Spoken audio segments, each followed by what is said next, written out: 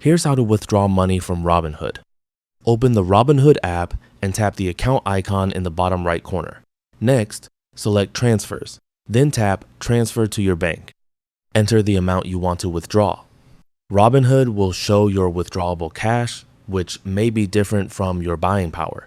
Only the amount listed as withdrawable can be transferred to your bank account.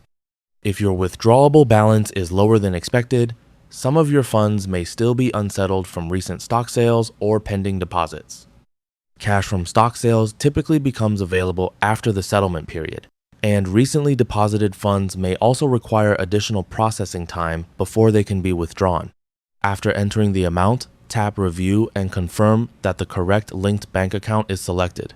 If needed, you can edit the transfer before submitting it. Once everything looks correct, tap Submit to start the withdrawal.